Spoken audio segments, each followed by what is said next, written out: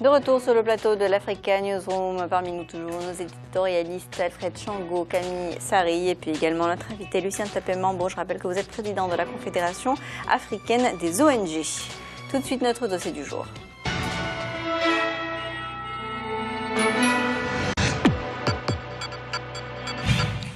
Ouidah est l'une des principales villes touristiques du Bénin avec une affluence de plus de 10 000 visiteurs chaque année. Lieu d'embarquement de plus d'1 million d'esclaves au XVIIIe siècle, elle porte les traces de cette période coloniale.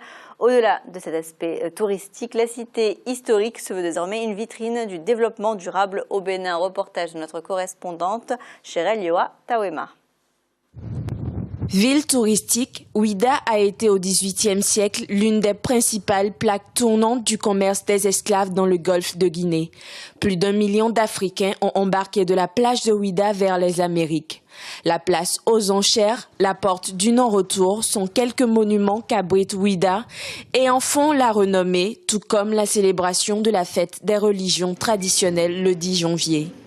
Depuis 5 années, la cité touristique fait du respect des normes environnementales un allié afin de devenir une ville durable.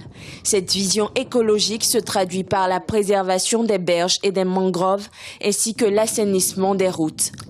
Une stratégie mise en place pour allier désir d'écologie et aspiration à devenir un pôle touristique. Située à 42 km au sud-ouest de Cotonou, la capitale économique, Ouidah est l'une des principales villes du département de l'Atlantique avec une population d'environ 60 000 habitants. L'activité touristique a connu un véritable essor dès 1992 avec pour corollaire le développement du métier de guide touristique. Les tarifs exorbitants ou forfaitaires des lieux touristiques non respectueux des normes internationales et le manque d'encadrement de ce métier ont suscité la création d'un office du tourisme sous la direction de la mairie de la ville. Bon, si tu trouves les clients, tu vas l'amener à l'office de tourisme. Ils peinent là-bas. Et si c'est une seule personne, c'est à 5 000. Si c'est 2 personnes, c'est à 8 000 francs. Si c'est 3 personnes, c'est à 10 000 francs. Nous, on travaille avec eux. Et après, à la fin, l'office, il prend son pourcentage dedans et le reste, nous les guides, on prend. Que les normes internationales imposent à ce que nous restons dans une certaine fourchette. C'est cette fourchette-là qui est établie dans tout office de tourisme de la commune du Bénin et partout ailleurs. Et à notre, comme toi, à notre accueil-là, la grille est déposée et au vu de tout le monde, de tout visiteur, chacun a dit qu'il vient peut se référer à cette grille pour savoir combien il peut payer pour sa visite, en attendant que le guide prenne son 10% et les 30%, les miettes, reviennent à la commune, en fait. Ouidah se réclame être la capitale touristique, culturelle et culturelle du Bénin. Elle symbolise également le syncrétisme religieux et la tolérance. Nous avons des circuits touristiques comme le circuit de la route de l'esclave, le circuit architectural, le circuit vaudou, le circuit des marchés et autres. En termes de sites touristiques, nous avons le musée d'histoire de Ouidah, où nous sommes ici. Nous avons le musée de la Fondation Zissou. Nous avons le musée international ici, qui est à 7 km du centre-ville de Ouidah, en entrant, et Papaou. Nous avons le temple de Python, nous avons la basilique, les deux qui se font face, qui stipulent le syncrétisme religieux. De 18 000 touristes en 2005 à un pic de 29 000 touristes en 2008, Ouidah a connu une véritable affluence. Ce nombre de visiteurs a baissé en 2012 à 10 000 touristes du fait de la conjoncture économique. Cependant, depuis l'année dernière, les activités touristiques reprennent peu à peu le cours normal. 17 000 touristes ont été enregistrés en 2013. L'attrait touristique de la ville a conduit les autorités à mettre en œuvre, depuis 1994, une politique d'urbanisme axée sur le lotissement. Mais elle n'a pas abouti faute d'implication des populations et de financement. Les géomètres qui sont commis pour faire ce travail-là, ces tâches ne sont pas financées et il leur revient à eux-mêmes de se débrouiller d'abord pour faire le travail avant d'avoir par exemple de l'argent pour pouvoir payer ces dettes et ces frais. C'est souvent un peu difficile. Nous avons aussi des difficultés liées à la population.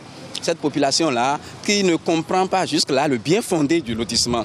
Vous savez, quand on initie un lotissement et que la population sait qu'elle doit être amputée d'une partie de sa parcelle et autres là, il y a parfois, n'est-ce pas, à ce niveau des difficultés à gérer et il faut pouvoir les sensibiliser davantage. L'entretien des sites touristiques, le pavage des artères principales de la ville et la gestion des déchets ménagers sont quelques actions menées par la mairie de la ville de Ouidah. Le projet d'urgence de gestion environnementale en milieu urbain PUGEMU, lancé en janvier 2012, concerne 5 communes du Bénin dont Ouidah. Il vise à réduire les impacts négatifs sur l'environnement et la santé que causent les mélanges des eaux d'inondation et des eaux usées non traitées. Nous avons connu par exemple le PUGEMI,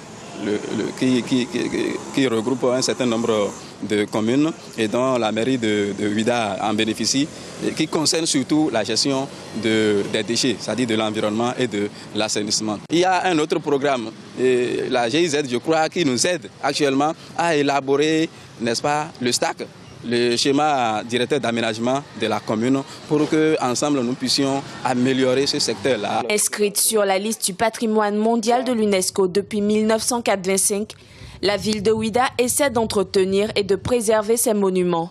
Mais pour cela, elle aspire à une meilleure gestion des ressources financières issues des activités touristiques.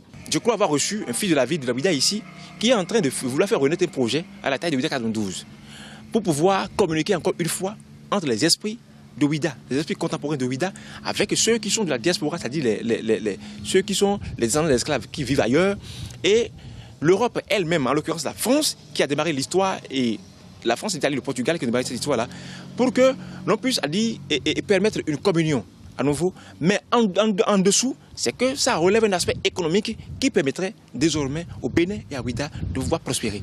La mairie de Ouidah lutte contre la destruction des mangroves utilisées dans la fabrication de sel.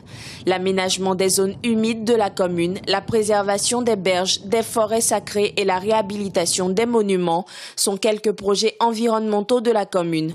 Plaque tournante de l'esclavage au XVIIIe siècle, vestige de la traite négrière, la ville historique veut désormais être un modèle écologique et attirer un plus grand nombre de touristes. Alors Lucien Tapé-Mambo, comme on a vu le reportage, Ouidah, c'est plus de 10 000 visiteurs par an. Ça reste peu, hein. Ça reste peu, 10 000 visiteurs par an. Comment encourager le tourisme dans cette région? Je voudrais dire que c'est une très bonne chose. Mais Ouidah nous rappelle une histoire douloureuse de notre jeune histoire africaine. Ouidah, Gorée, qui sont des villes où les esclaves sont partis aux Amériques. Mais en même temps, nous avons positivé en faisant en sorte que ces villes-là deviennent des villes touristiques. Si aujourd'hui nous avons 10 000 visiteurs, je crois qu'il faut encourager le gouvernement béninois qui fait ce travail. Et j'ai vu quelque part qu'ils ont parlé un peu de l'environnement. J'ai rencontré à Rio tout récemment le président Yahi Boni. Nous avons échangé sur ce dossier de l'écologie. Oui. Effectivement... Vous parlez de la protection des mangroves. De mangroves et de l'environnement. Ce n'est pas seulement qu'au Bénin, c'est toute l'Afrique. Quand vous prenez de Malabo à Dakar, pour passer au Maroc, un peu partout, la mer commence à avaler nos plages. Ouais. C'est un problème dont les Africains doivent tenir compte. Et il y a aussi au niveau du désert, la chaleur fait le désert avance. Donc ce sont des grandes questions que nos experts ont réfléchi lorsqu'on a fait le premier forum ici à Paris, Pullman, sur les problématiques de l'environnement. Donc la ville de Ouidah est un exemple, parmi tant d'autres, qui luttent pour l'environnement. Nous encourageons, nous en tant que société civile, c'est pour ça que je vous dis que nous avons lié l'environnement, malheureusement, à la pauvreté. Vous savez que les pays africains, dans le ratio qui est donné par le développement humain, nous sommes derniers de la classe en formation, en éducation, en tout ça. Donc, nous avons estimé que nous, en tant que société civile, c'était d'apporter une réponse à tout cela. C'est pour ça que le deuxième forum qui a été tenu a posé la problématique de l'environnement et de la pauvreté.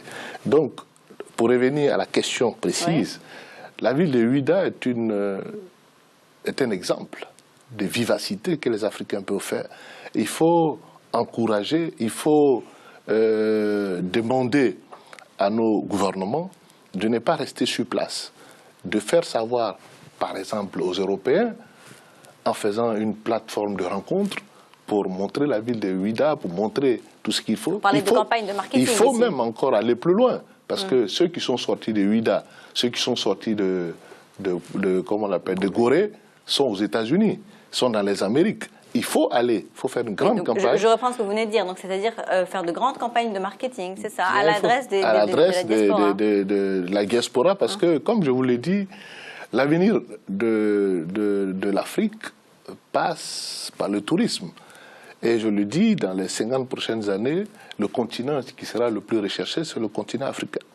Donc, à partir de cela, il faut encourager la formation, il faut encourager l'éducation, il faut encourager la santé. C'est pour ça que nous, en tant que responsables de la société civile, nous avons fait une charte 2014-2034 que nous avons soumise au Parlement panafricain pour que cette charte puisse être signée comme au Brésil. En 1998, le Brésil a fait une charte et sur 20 ans. Et en 2012, quand nous sommes retrouvés... Quels sont les objectifs? Quand nous sommes retrouvés à Rio, vous avez vu que la charte au niveau de Rio a fait en sorte que l'atmosphère au niveau écologique a été réglée. Vous avez aujourd'hui des véhicules comment on l'appelle, biomasse, des véhicules à partir des cannes à sucre même. Ils font du carburant au Brésil. Et il y a des véhicules... Et quel est l'objectif de la charte dont vous avez parlé? La charte que nous venons de faire, 2014-2034, qui sera bientôt ratifiée par tous les gouvernements de 54 pays, c'est de les amener dans les 20 prochaines années à mettre une politique en place, qui est une politique d'abord de l'environnement et de la lutte contre la pauvreté. Je vous dis, la différence entre l'Europe et l'Afrique, c'est que l'Europe, il y a la classe moyenne. Pourtant, en Afrique, il y a une classe moyenne qui alors qu'il y a commence beaucoup de moyens, mais la classe moyenne est faible. C'est pour ça qu'on est sous-développé. Il faut faire en sorte que dans les 20 prochaines années, la parité, la classe moyenne soit augmentée, et ce qui fera que l'industrie peut être développée. Et à votre avis, quel est le rôle des ONG dans le développement des régions? Vous savez,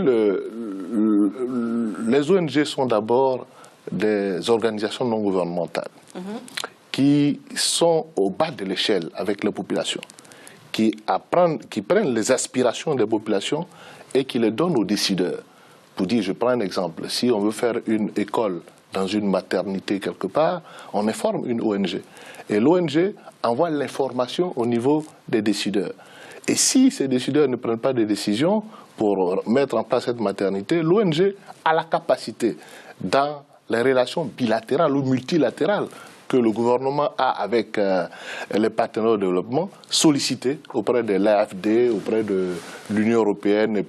Il y a des budgets alloués pour régler ce genre de problèmes. Donc, double rôle, information et pratique, mettre en pratique les objectifs de développement. Et est-ce que leurs conseils sont pris en compte par les gouvernants? C'est pourquoi je vous dis qu'avant, vous savez ce qui fait ma chance, c'est que j'ai été depuis très longtemps président de la société civile ACP, Afrique, Caraïbes, Pacifique. Donc j'ai eu à côtoyer surtout l'accord de Cotonou, qui nous donne une plateforme inouïe. C'est du jamais vu. Nous avons des accords qui ont été signés depuis 1959 jusqu'à nos jours, qui sont des accords, nous sommes aujourd'hui au 11e FED, qui sont des fonds d'aide au développement, qui peuvent être appliqués par la société civile. Vous savez, la société civile, c'est 3 grandes composantes. Il y a les associations, il y a les ONG et il y a les syndicats. Donc, nous avons la possibilité, avec ces accords de Cotonou, parce qu'on nous appelle à l'intérieur de ces accords acteurs non étatiques, donc nous qui sommes des acteurs non étatiques, il y a des dispositions légales qui nous permettent d'avoir accès à ces fonds-là et qui nous permettent d'aider nos gouvernements à subvenir aux besoins des populations. Je vous ai dit que le besoin en matière de financement, en matière comment on appelle, de mise en œuvre de nos États est fait par nos ministres de l'économie et des finances et présenté à ces bailleurs de fonds avec l'appui effectivement de la société civile. Alors Ouidah n'est pas aux normes internationales, Alfred Django, mais elle se veut être une ville du développement durable, comme on a pu l'entendre dans le reportage. Cela demande beaucoup de fonds également, nous l'avons entendu. Où trouver tous ces fonds? Alors, Radija, effectivement, il y a une question centrale du financement de ce développement durable. Il me semble qu'on n'est jamais mieux servi que par soi-même. Ça devrait commencer justement par les habitants de Ouidah, la mairie de Ouidah, mais par le gouvernement béninois. Or, nous nous apercevons effectivement que le Bénin connaît, comme beaucoup de pays africains, beaucoup de problèmes et que notamment le problème de budget, de problème de financement, sans le coton, effectivement, par exemple, le Bénin ne peut pas y arriver. Donc, qui est soumis aussi à des accords avec des partenaires étrangers, etc. Et puis, il y a les institutions bancaires africaines, la Banque africaine de développement, et puis au niveau de la CEDEAO, de l'UEMOA, peuvent trouver des fonds justement pour faire que cette ville-là, qui est une ville à vocation touristique, puisse non seulement développer le tourisme, avoir les infrastructures aux normes qui permettent justement de valoriser le potentiel touristique de Ouidah, et en même temps, on l'a dit, il y a un problème aussi d'éducation, de civisme, et donc effectivement d'avoir une action dans ce sens-là. Donc, je dirais qu'il y a des leviers qui peuvent être levés financiers, qui peuvent être levés au niveau du Bénin, mais au niveau de la région, au niveau de la Banque africaine de développement. Alors Camille, le festival, on a entendu donc un des intervenants parler du festival de Ouidah 92, donc qui compte mettre en place pour la diaspora béninoise, Est-ce que c'est réaliste ce festival de Ouidah pour attirer la diaspora quand on sait pour l'heure les tarifs exorbitants qui sont pratiqués au niveau des transporteurs aériens?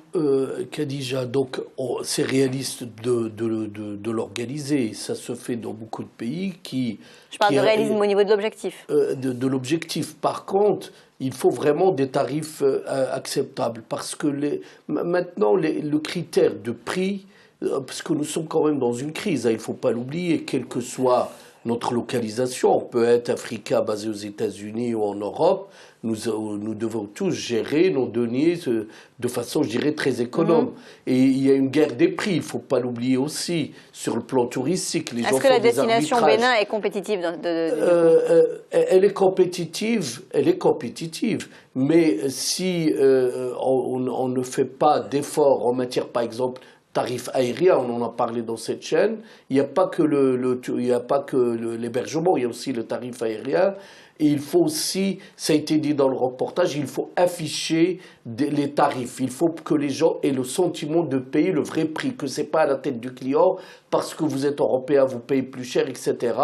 Ou parce que vous êtes africain, vous venez des États-Unis, vous allez payer plus cher que l'Africain qui habite en Afrique. Donc il faut vraiment qu'il y ait une égalité. Mais moi, je rajoute aussi le fait que si on veut faire du marketing, on veut faire de la publicité pour ce festival, pour toutes les initiatives, il faut à un moment donné réunir les forces. Et là, pourquoi? Parce que ça coûte très cher.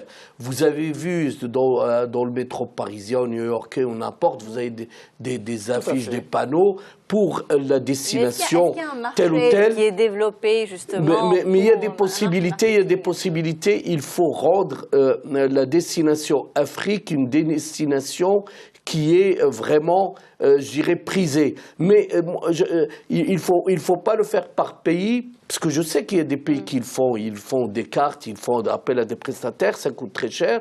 On n'a pas besoin de faire par pays, on peut faire toute l'Afrique et les gens vont choisir parce qu'on les rencontre. Donc il faut mettre en commun des moyens, ça peut être sous l'égide par exemple de l'Union africaine financée par la BAD, etc. Mais il faut mettre en commun les moyens. L'avis de Camille Sarri vis-à-vis de cette... une très bonne idée, mais je pense que le problème d'organisation, c'est une très bonne chose. Mais encore qu'il faut avoir les infrastructures pour recevoir les gens. Il y a aussi ce problème-là. Ce que je voulais dire qui est très important, c'est que nous ne mettons pas la charrue avant le bœuf. Ce qui nous importe, nous, c'est de faire en sorte que les gens puissent connaître Ouida. Donc, il faut que le gouvernement béninois mette en pratique ce qu'on appelle le marketing commercial. Ce sont des paquets de voyage qui incluent à l'intérieur le billet d'avion, le séjour, les transports, tout ce qu'il faut à l'intérieur, toutes les prestations. Et ce paquet de voyage peut être donné à une agence de voyage, à qui que ce soit, pour commercialiser. Tout est possible. Moi-même qui vous parle, je suis un grand organisateur d'événements, donc je sais ce que c'est. Et je les encourage à le faire, mais en partenariat avec les professionnels. Comme il a dit tout à l'heure, tout se fait quand c'est professionnel, quand c'est su de tout le monde, ça se passe dans le bien. Quand vous voyez aujourd'hui, quand on parle de la foire de Paris, quand on parle du salon de l'agriculture à Paris, c'est comme de l'huile. C'est quelque chose qui est fait par des professionnels. Je dis, on peut être un petit pays, comme l'île Maurice, mais alors, comme chose. Il y a une grande différence aujourd'hui quand on voit le continent. Il y a une grande différence entre les pays dits anglo-saxons, entre guillemets, et les pays d'Afrique francophone, qui, eux, par rapport aux campagnes de marketing, par rapport au monde de la publicité de manière générale, restent en retard par rapport à ces autres pays, ou en tout cas ne savent pas aussi bien se vendre à l'étranger. Je suis d'accord avec vous. Le problème, c'est qu'on ne va pas faire le dialogue entre les anglophones et les francophones ou les lusophones, mais ce que je peux dire simplement, c'est que aujourd'hui vous voulez organiser une manifestation, adressez-vous à des professionnels. Voilà, c'est le conseil que je donne. Deuxième des choses, c'est comme quand on veut organiser une Coupe d'Afrique. Quand vous voulez organiser une Coupe d'Afrique, on vous donne des cahiers de charges. Il faut respecter ces cahiers de charges avant qu'on puisse vous confier, quand on parle du Brésil, la Coupe du Monde. Donc c'est pareil. Si vous voulez organiser une manifestation, il faut avoir le minimum d'infrastructures pour recevoir, parce que quand vous allez faire la promotion, quand les gens vont venir, s'ils n'ont pas de chambre d'hôtel, s'ils ne savent pas se déplacer, si la sécurité n'est pas garantie, c'est tout ça qui fait qu'il y a des problèmes. Quand on prend un pays comme le Kenya, mais ils sont huilés. Aujourd'hui, on parle du Kenya, on parle quand vous dites le Kenya, la destination est primée. Quand on parlait de la Côte d'Ivoire, maintenant, là, après la guerre, la Côte d'Ivoire est une destination primée. Donc, ce sont des engagements des autorités qui font que tous ceux qui veulent partir prennent des dispositions. Je vous ai dit qu'il faut faire des paquets de voyage. Les paquets de voyage incluent à l'intérieur l'ensemble des prestations qu'on pourrait avoir sur place. On va mettre fin à ce débat. Je vais vous rappeler les principaux titres de l'actualité à retenir. Le président du Sénégal, Macky Sall, effectue depuis ce lundi une visite de 3 jours en Casamance, dans le sud du pays, où il s'apprête à lancer le plan Casamance, pôle de développement. En Libye, il reste encore une dizaine de jours au groupe rebelle de la Cyrénaïque à l'est pour rendre les armes, comme l'a exigé le gouvernement. Ce lundi, Benghazi a été la cible d'un attentat à la voiture piégée faisant 5 victimes. Nous allons marquer une courte pause dans l'Africa News. On va suivre nos dossiers de l'économie. Restez avec nous.